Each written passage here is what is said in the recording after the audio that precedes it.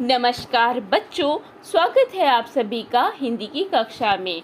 आज का हमारा विषय है पाठ 7 सदाचार का ताबीज़। बच्चों, आइए जानते हैं इस पाठ के लेखक हरिशंकर परसाई जी के बारे में। हरिशंकर परसाई जी की पहचान हिंदी साहित्य के मूर्धन्य व्यंग्यकार के रूप में होती है।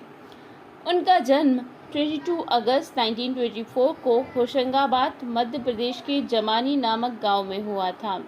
व्यंग्य विधा के माध्यम से परसाई जी ने सामाजिक एवं राजनीतिक व्यवस्थाओं में व्याप्त कुरीतियों पर जमकर कुठाराघात किया था। इनकी प्रमुख रचनाएं हैं हंसते हैं रोते हैं, रानी नागफनी की कहानी, भोला राम का जीव, जैसे उनके दिन फिरे।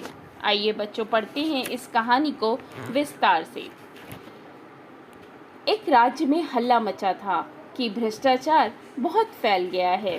राजा ने एक दिन दरबारियों से कहा, प्रजा बहुत हल्ला मचा रही है कि सब जगह भ्रष्टाचार फैला हुआ है। हमें तो आज तक कहीं नहीं दिखा, तुम लोगों को कहीं दिखा हो तो बताओ। दरबारियों ने कहा, जब हुजूर को नहीं दिखा तो हमें कैसे दिख सकता है। राजा ने कहा, नहीं, ऐसा नहीं है। कभी कभी जो मुझे नहीं दिखता वो तुम्हें दिखता होगा, जैसे मुझे बुरे सपने नहीं दिखते पर तुम्हें तो दिखते होंगे। दरबारियों ने कहा, जी दिखते हैं, पर वह सपनों की बात है। राजा ने कहा, फिर भी तुम लोग सारे राज्य में ढूंढ कर देखो कि कहीं भ्रष्टाचार छिपा तो नहीं। अगर कहीं मिल जाए तो हमारे देखने के लिए नमूना लेते आना, हम भी तो देखें कि कैसा होता है। एक दरबारी ने कहा, हुजूर, वह हमें नहीं दिखेगा। सुना है वो बहुत बारीक होता है। हमारी आंखें आपकी विराटता देखने की इतनी आदी हो गई हैं कि हमें बारीक चीज़ें दिखती ही नहीं। हमें भ्रष्टाचार दिखा भी तो उसमें हमें आपकी छवि ही दिखेगी, क्योंकि हमारी आंखों में तो आपकी सूरत ही बसी है। पर अपने राज्य में एक जाति रहती है जिसे विशेषज्ञ कहते हैं। इस जाति के पास कुछ ऐसा अंजन होता है कि उसे आंखों में बांधकर वे बारीक चीज़ें देख लेते हैं। मेरा निवेदन है कि इन विशेषज्ञों को ही हुजूर भ्रष्टाचार ढूंढने का काम सौंपें। राजा ने विशेषज्ञ जाति के 5 आदमी बुलवाए और कहा, सुना है हमारे राज्य में भ्रष्टाचार है, पर वो कहाँ है यह पता नहीं। तुम लोग उसका पता लगाओ, अगर मिल जाए तो पकड़कर हमारे पास ले आना। विशेषज्ञों ने उसी दिन से छानबीन शुरू कर दी।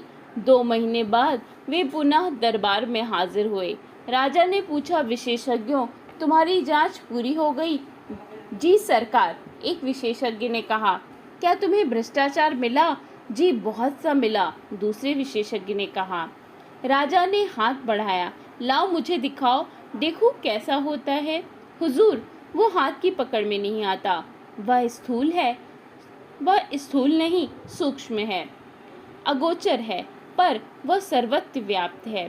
उसे देखा नहीं जा सकता, सिर्फ अनुभव किया जा सकता है, तीसरे विशेषज्ञ ने बताया। राजा सोच में पड़ गए। बोले, विशेषज्ञों, तुम कहते हो कि वह सूक्ष्म है, अगोचर है और सर्वव्यापी है। ये गुण तो ईश्वर के हैं, तो क्या भ्रष्टाचार अब ईश्वर है? चौथे विशेषज्ञ ने कहा, हाँ महाराज, अब भ्रष्टाचार ईश्वर हो गया है। एक दरबारी ने पूछा, पर वो है कहाँ, कैसे अनुभव होता है? विशेषज्ञों ने एक स्वर से बतलाया, वह सर्वत्र है, वह इस भवन में है, वह महाराज के सिंहासन में है। सिंहासन में है कहकर राजा साहब उछलकर दूर खड़े हो गए। पहले विशेषज्ञ ने कहा, हाँ सरकार, सिंहासन में है। पिछले माह इस सिंहासन को रंगवाने के लिए जिस बिल का भुगतान किया गया है वह बिल झूठा है। वह बिल वास्तव में दुगने दाम का बना था। आधा पैसा बीच वाले खा गए। आपके पूरे शासन में भ्रष्टाचार है और वह मुख्यतः रिश्वत के रूप में है। विशेषज्ञों की बात सुनकर राजा चिंतित हुए और दरबारियों के कान खड़े हुए। राजा ने कहा, यह तो बड़ी भारी चिंता की बात है। हम भ्रष्टाचार बिल्कुल मिटाना चाहते हैं। विशेषज्ञों ने कहा। विशेषज्ञों की बात सुनकर राजा चिंतित हो गए। राजा ने कहा, विशेषज्ञों, क्या तुम बता सकते हो कि वह कैसे मिट सकता है? विशेषज्ञ दल के मुखिया ने कहा, हाँ महाराज, हमने उसकी भी योजना तैयार की है। भ्रष्टाचार मिटाने के लिए व्यवस्था को में बहुत परिवर्तन करने होंगे। एक तो भ्रष्टाचार के मौके मिटाने होंगे, जैसे ठेका है तो ठेकेदार हैं, अधिकारियों के लिए रिश्वत है, ठेके मिट जाएं तो उसकी रिश्वत मिट जाए। इस तरह और बहुत सी चीज़ें हैं। किन कारणों से आदमी रिश्वत लेता है यह भी विचारणीय है। राजा ने कहा, अच्छा, तुम अपनी पूरी योजना रख जाओ और हम और हमारे दरवाजे उस पर विचार करेंगे। विशेषज्ञ चले गए। राजा ने दरबारियों के साथ मिलकर भ्रष्टाचार मिटाने की योजना को पढ़ा, उस पर विचार किया। विचार करते करते दिन बीतने लगे और राजा का स्वास्थ्य बिगड़ने लगा। एक दिन एक दरबारी ने कहा, महाराज, चिंता के कारण आपका स्वास्थ्य बिगड़ता जा रहा है। उन विशेषज्ञों ने आपको झंझट में डाल दिया। राजा ने कहा, पर करें क्या? तुम लोगों ने भी भ्रष्टाचार मिटाने की योजना का अध्ययन किया है। तुम्हारा क्या मत है? क्या उसे काम में लाना चाहिए? दरबारियों ने कहा, महाराज, यह योजना क्या है? एक मुसीबत है। उस विशेषज्ञ महोदय के अनुसार कितने उलटफेर करने पड़ेंगे, कितनी परेशानियां होंगी, सारी व्यवस्था उलट पलट हो जाएगी। जो चला आ रहा है उसे बदलने में नई नई कठिनाइयां पैदा हो सकती हैं। हमें तो कोई ऐसी तरकीब चाहिए जिससे बिना कुछ उलटफेर किए भ्रष्टाचार मिट जाए। राजा साहब बोले, मैं भी यही चाहता हूँ, पर यह हो कैसे? एक दिन दरबारियों ने राजा के सामने एक साधु को पेश किया और कहा, महाराज, कंदरा में तपस्या करते हुए इन महान साधक को हम ले आए हैं। इन्होंने सदाचार का ताबीज़ बनाया है। वह मंत्रों से सिद्ध है और उनके बांधने से आदमी निस्संदेह सदाचारी हो जाता है। साधु ने अपने झोले में से एक ताबीज़ निकालकर राजा को दिया। राजा ने उसे देखा और बोले, हे साधु, इस ताबीज़ के विषय में मुझे विस्तार से बतलाइए। इसे आदमी सदाचारी कैसे हो जाता है? साधु महाराज ने समझाया, महाराज, भ्रष्टाचार और सदाचार मनुष्य की आत्मा में होता है, बाहर से नहीं आता। विधाता यानी ईश्वर जब मनुष्य को बनाता है तब किसी की आत्मा में ईमानदारी की कल फिट करता है और किसी की आत्मा में बेईमानी की। बच्चों, कल का मतलब होता है पुर्जा। इस कल में से ईमान या बेईमानी के स्वर निकलते हैं, जिन्हें आत्मा की पुकार कहते हैं। आत्मा की पुकार के अनुसार आदमी काम करता है। प्रश्न यह है कि जिनकी आत्मा से बेईमानी के स्वर निकलते हैं, उन्हें दबाकर ईमानदारी के स्वर कैसे निकाले जा सकते हैं? मैं कई वर्षों से इसी चिंतन में लगा हूँ। अभी मैंने यह सदाचार का ताबीज़ बनाया है। राजा ने उत्सुक होकर पूछा, पर यह काम कैसे करेगा? यह भ्रष्टाचार कैसे मिटाएगा? साधु महाराज ने आगे समझाया, इसे आदमी की भुजा पर बांध दिया जाता है। जब आदमी की भुजा पर यह बंधा होगा, वो सदाचारी हो जाएगा। ताबीज़ में से निकली सदाचार की यह शक्ति बेईमान आत्मा का गला घोट देगी और आदमी को ताबीज़ में से ईमान के स्वर सुनाई पड़ेंगे। वह इन स्वरों को आत्मा की पुकार समझकर सदाचार की ओर प्रेरित होगा। यही इस ताबीज़ का गुण है महाराज। दरबार में हलचल मच गई। दरबारी उठ उठकर ताबीज़ को देखने लगे। राजा ने खुश होकर कहा, मुझे मालूम नहीं था कि मेरे राज्य में इतने चमत्कारी साधु भी हैं। महात्मन, हम आपके बहुत आभारी हैं। आपने हमारा संकट हर लिया।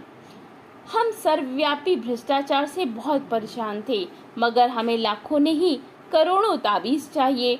हम राज्य की ओर से ताबीज़ों का कारखाना खोल देते हैं। आप उसकी जनरल मैनेजर बन जाएं और अपनी देख रेख में बढ़िया ताबीज़ बनवाएं। एक मंत्री ने कहा, महाराज, राज्य क्यों इस झंझट में पड़े? मेरा तो निवेदन है कि साधु बाबा को ही ठेका दे दिया जाए। वे अपनी मंडली से ताबीज़ बनवाकर राज्य को सप्लाई कर देंगे। राजा को यह सुझाव पसंद आया। साधु महाराज को ताबीज़ बनाने का ठेका दे दिया गया। उसी समय कारखाना खोलने के लिए 5 करोड़ रुपए की पेशगी मिल गई।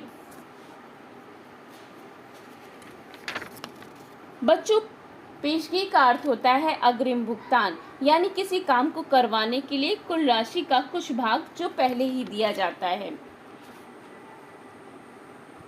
राज्यों के अखबारों में खबरें छपी, सदाचार के ताबीज की खोज, ताबीज बनाने का कारखाना खुला, लाखों ताबीज बन गए। सरकारी हुक्म से हर सरकारी कर्मचारी की भुजा पर एक एक ताबीज बांध दिया गया। भ्रष्टाचार की समस्या का ऐसा सरल हल निकालना, राजा और उसके दरबारी सभी बहुत खुश हो गए। एक दिन राजा की उत्सुकता जागी। सोचा, देखें कि यह ताबीज कैसे काम करता है। वे वेश बदलकर एक कार्यालय में गए। उस दिन महीने की दूसरी तारीख थी। एक दिन पहले ही तनख्वाह मिली थी। तनख्वाह यानी वेतन। वे एक कर्मचारी के पास गए और कई काम बताकर उसे 5 रुपए का नोट देने लगे। कर्मचारी ने उन्हें डांटा, कहा, भाग जाओ यहाँ से, रिश्वत लेना पाप है। राजा बहुत खुश हुए। ताबीज ने कर्मचारी को ईमानदार बना दिया। कुछ दिन बाद वो फिर भेष बदलकर उसी कर्मचारी के पास गए। उस दिन 31 तारीख थी, यानी महीने का आखिरी दिन। राजा ने फिर उसे 5 रुपए का नोट दिखाया और इस बार उसने नोट लेकर जेब में रख लिया। राजा ने उसका हाथ पकड़ लिया और बोले, मैं तुम्हारा राजा हूँ, क्या तुम आज सदाचार का ताबीज बांध कर नहीं आए? बांधा है सरकार, यह देखिए। उन्होंने ताबीज के पास कान लगाकर सुना तो ताबीज में से स्वर निकल रहे थे, अरे आज 31 है, आज तो ले ले।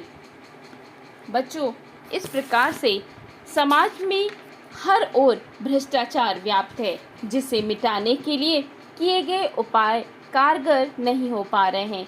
यह तभी मिट सकता है जब हम अपनी आत्मा की पुकार सुने और अपने आचरण यानी व्यवहार में बदलाव करें।